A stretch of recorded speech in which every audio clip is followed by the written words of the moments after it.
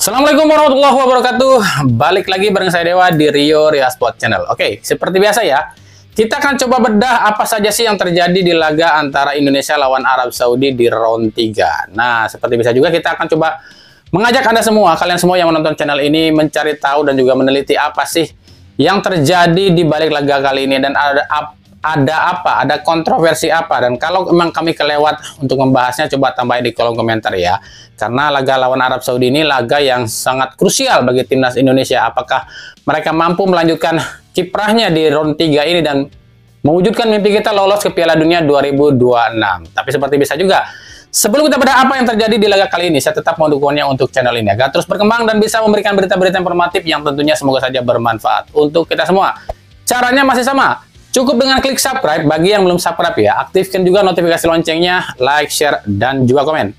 Dan kita juga doakan sama-sama agar timnas Indonesia kita bisa meraih hasil yang maksimal di round 3 ini dan bisa melaju ke Piala Dunia. Dan inilah fakta di balik laga antara Indonesia lawan Arab Saudi di round 3. Inilah beberapa hal yang terjadi di laga Indonesia kontra Arab Saudi di round 3.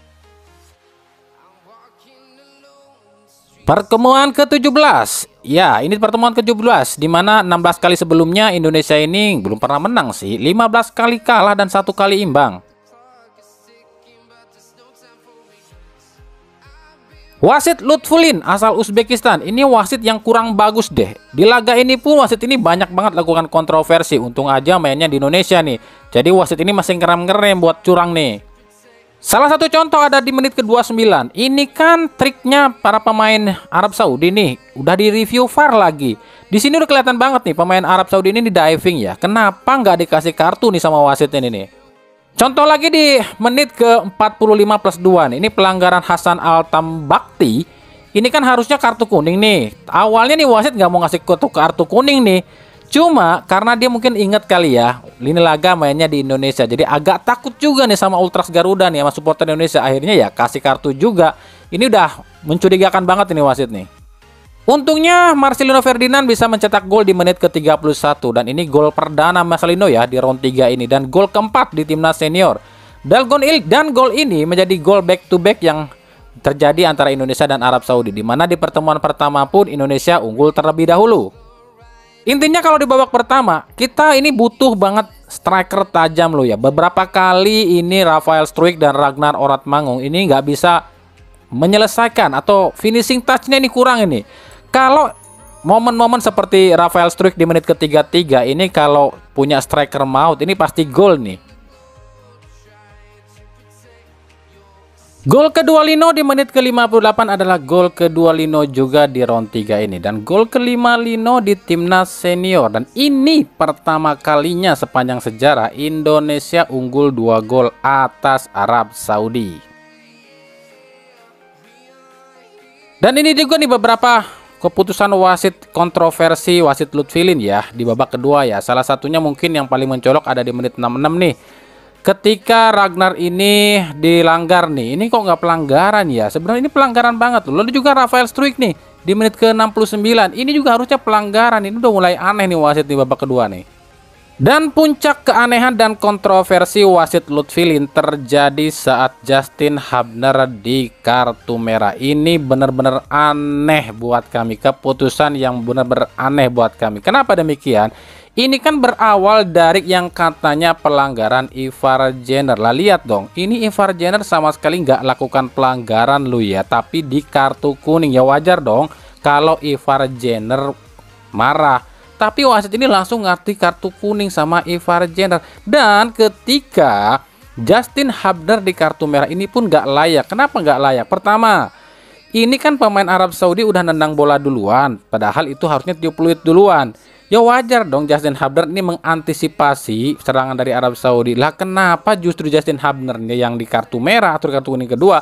Kenapa pemain Arab Saudi yang lakukan tendangan bebas tanpa nunggu tiup peluit itu nggak dikasih kartu kuning? Ini kontroversi banget nih wasit nih. Ini parah banget nih wasit nih. Dan akhirnya apa? Kartu kuning Ragnar Uratmangun di menit injury time ya, harus membuat Ragnar pun harus absen ya di laga selanjutnya di round 3 ini.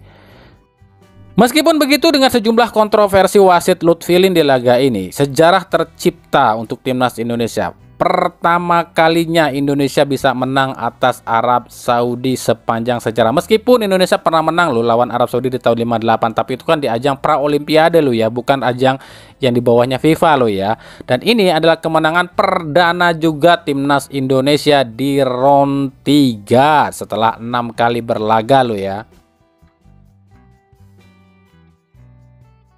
Oke, kita bahas ya. Pertama kita akan kritik dulu ya. Simak baik-baik, jangan anggap kami ini menghujat ataupun ingin menyingkirkan Sintayong, enggak. Kita kritik. Apa yang harus dikritik? Yang pertama, Toel, mana Toel nih? Giliran timnas kalah aja 4 gol. Tiap gol dibikinin video, ngoceh-ngoceh nggak jelas, seolah sok paling pinter, sok paling bener. Giliran timnas menang aja, nggak ada satu pun tuh videonya. Inilah yang kami bilang, gonggongan anjing emang menakutkan, tapi akan kalah dengan auman singa. Orang yang nyinyir itu tanda nggak mampu. Mana Toel nih, Toel?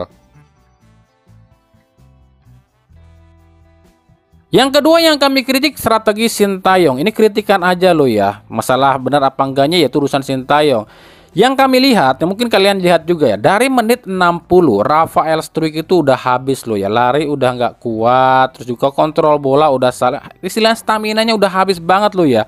Kenapa nggak coba diganti Rafael Struijk? Bukan masalah dia ini nggak berkontribusi, Rafael Struijk berkontribusi, tapi ketika dia habis stamina, habis fisiknya terkuras, otomatis kesempatan pun akan lebih berkurang dong. Ini kita ngambil kesempatan aja ya, peluang deh ya. Siapa tahu ketika Rafael Struijk diganti dengan pemain lain, kan peluangnya lah, namanya keberuntungan pemain itu beda-beda loh ya. Tapi Sintayong kayaknya percaya banget loh ya sama Struijk, sampai mati di lapangan kayaknya nggak pernah diganti tuh Struijk itu.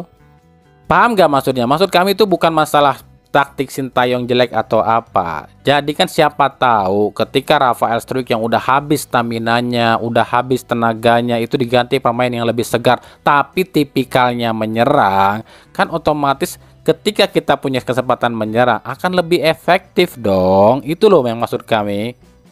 Yang ketiga yang kami kritik adalah PSSI. Kami tetap meminta lebih banyak striker. Kami butuh lebih banyak striker. Di laga ini begitu banyak peluang, tapi karena nggak adanya striker murni, catat ya, di laga ini Indonesia nggak pakai striker murni sama sekali lu ya. Akhirnya apa? Peluang-peluang emas Indonesia itu gagal dikonversikan jadi gol. Jadi tetap kami kritik PSSI. Kami butuh tambahan striker yang banyak. Dan akhirnya sampailah kita pada kesimpulannya pertandingan ini. Di sini harusnya kalian udah bisa paham ya, kenapa kami itu kemarin mengkritik keras Sintayong. Bukan kami ini benci Sintayong, kami udah berkali-kali bilang, bukan karena kami benci Sintayong dan ingin menyingkirkan Sintayong. Tapi ini adalah sebuah pelajaran dalam dunia sepak bola yang kalian harus pahami. Sebuah tim itu, baik klub maupun timnas, itu sekali-sekali memang harus dikritik keras, harus ditegur. Tujuannya apa? Agar pelatih, manajemen, dan juga pemain itu nggak terlena. Akhirnya apa? Hasilnya apa? Ketika kami mengkritik keras seperti ini, lihat pertandingan ini, pemain itu semuanya all out. Inilah pentingnya sebuah tim itu dikritik agar mereka nggak terlena. Coba lihat sekarang setelah netizen mengkritik, Erick Thohir mengkritik, apa hasilnya? Permainan ngotot dari awal, dari babak pertama, pressing ketat pun dijalankan, sampai ngap-ngapan pun dijalankan. Inilah yang seharusnya dilakukan Sintayong sejak babak pertama, sejak pertandingan perdana di round 3, pressing. Tapi memang Sintayong pun gak bisa disalahkan sepenuhnya. Kenapa demikian? Karena kelemahan pemain kita itu ada di stamina dan fisik. Karena pemain kita itu kebanyakan berasal dari Eropa dan grade B dan C, otomatis stamina mereka pun gak ada, jarang banget yang mampu bertahan sampai 90 menit. Kalau dihitung mungkin ada beberapa pemain aja yang sanggup bermain sampai 90 menit ya. Sisanya itu paling mentok 65 menit loh. Mereka ini udah habis staminanya. Nah, inilah yang harus dibenahi oleh tim kepelatihan timnas Indonesia. Untuk apa ada banyak tim pelatih fisik di timnas, tapi fisik para pemain timnas itu cepat lelah, cepat drop. Kita lihat di babak pertama kita main sangat pressing ya. Pertengahan babak kedua kita mulai drop, mulai turun. Karena apa? Fokus mulai hilang. Karena stamina yang mudah hilang. Ya wajar sih sebenarnya, mereka ini kan pemain-pemain Eropa yang terbiasa dengan cuaca dingin. Mereka main di negara yang lembab seperti Indonesia kan. Akhirnya stamina mereka jadi terkuras habis. Ini dilihat banget perbedaannya. Marcelino masih kuat sampai menit ke 80, Rizky Ridho masih kuat sampai 80 karena mereka udah terbiasa dengan cuaca di Indonesia, beda dengan pemain-pemain diaspora ya. Tapi tetap, meskipun dengan segala kondisi dan kekurangan seperti ini, kami sangat mengapresiasi perjuangan para pemain timnas. Siapapun itu, termasuk seluruh ya, dan para pemain diaspora juga. Kenapa demikian? Karena kami melihat ya, mereka ini adalah pemain-pemain grade B dan C. Tapi mereka memperlihatkan perjuangan mereka seolah-olah mereka ini bukan pemain grade B dan C. Ini kami sangat respect loh buat para pemain timnas. Semua pemain di laga ini berkontribusi sangat nyata ya. Meskipun kalau kita urutkan satu persatu, pemain-pemain yang lebih menonjol dibandingkan 11 pemain lain yang mungkin kita bisa sebutkan seperti Lino ya. Ada Calvin Verdong, ada Sandy Walsh, Rizky Ridho, dan Ivar Jenner ya. Ini agak menonjol. Bahkan menurut kami hadirnya seorang Ivar Jenner di lini tengah timnas Indonesia ini justru lebih hidup berduet dengan Tom Haye ya. Dan di akhir laga itu kan terlihat tuh di televisi kita, kalian udah ngelihat sendiri ya, ketika Rizky Ridho meminta Eliano membuka baju atau rompinya dengan menunjukkan jersey timnas Indonesia ini sebagai dukungan buat Eliano ya. Karena mungkin kan kita tahu lah masyarakat kita belakangan ini mengkritik keras Sintayong karena nggak memasang Eliano yang dianggapnya udah jauh-jauh terbang dari Belanda, kok nggak dipakai, apa segitu jeleknya Eliano ya. Ini kan pengaruh dari ucapan Coach Justin juga kemarin ya. Secara hati nurani mungkin kami bilang emang juga kasihan Eliano ini jauh-jauh datang dari Belanda ke Indonesia tapi kalah dengan pemain Liga 1 yang nggak perlu terbang lu ya. Kenapa nggak coba dikasih main gitu kan, minimal 10 menit, dia udah datang jauh-jauh gitu dari Belanda. Kasihan, kasih deh menit bermain 10 menit gitu kan. Kalau pemain Liga 1 kan nggak usah terbang kemana-mana, emang udah di Indonesia. Itu menurut kami lah, meskipun ya kita tahu lah semuanya balik lagi ke keputusan pelatih saat latihan dan juga locker room ya. Jadi pelatih yang lebih tahu. Tapi buat kami pribadi, dengan kondisi Struijk dan Ragnar Oratmangun yang udah menurun di menit ke 60-65 ya, kenapa nggak coba pasang gitu kan, ada Hoki Caraka, ada Eliano, siapa tahu mereka punya keberuntungan yang lain. Ya itu kan perjudian juga. Tapi ya entahlah, kami pun nggak ngerti. Mungkin Sintayong ini pikirnya kalau pemainnya udah terbiasa main sama dia, ya udah itu terus yang akan dipasang.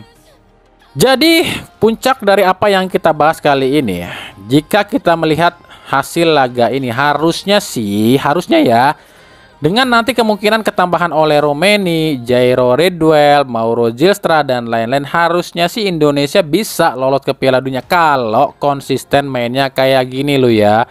Ditambah pemain-pemain yang baru yang lebih menyerang, mungkin harusnya Indonesia bisa lolos ke Piala Dunia. Semoga saja ya. Usai laga ini, Indonesia berada di posisi 3 klasemen sementara grup C ya, di bawahnya Jepang dan Australia. Sementara untuk Arab Saudi sendiri, ini buat Renat Herve ya, ini buat pendukung Arab Saudi mungkin sangat kecewa ya, sebab Renat Herve ini dianggapnya lebih tajam, lebih bagus, lebih cemerlang daripada Roberto Mancini. Tapi apa yang kami lihat di laga ini justru apa yang ditampilkan Renat Herve di Arab Saudi ini berbeda banget dengan yang ditampilkan oleh Roberto Mancini ketika pertandingan perdana. Ini buat kami lebih menurun, tapi ya kami senang malahan apa yang dilakukan Renat Herve. Terima kasih Renat Herve ya.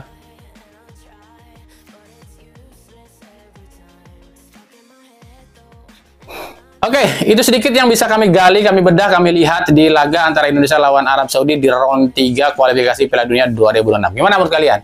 Apakah ada yang kurang, ada yang kelewat atau enggak nih? Kalau ada yang kelewat silahkan tambahkan di kolom komentar ya. Dan juga jangan lupa kita akan terus mendukung timnas Indonesia. Doa dan dukungan kita jangan henti, dan juga jangan lupa juga menyajikan hal-hal yang positif juga, yang terbaik juga buat timnas Indonesia. Makanya ikuti terus berita seputar sepak bola khususnya Liga Indonesia dan pernak-pernik juga timnas Indonesia hanya di Rio Ria Sport. Terima kasih yang telah menyaksikan video ini dan mengunjungi channel ini. Kritik dan saran selalu kami nantikan di kolom komentar atau di media-media sosial kami yang ada di bawah ini. Oke, Sampai jumpa di video-video kami selanjutnya dan salam Rio Ria Sport. Wassalamualaikum warahmatullahi wabarakatuh.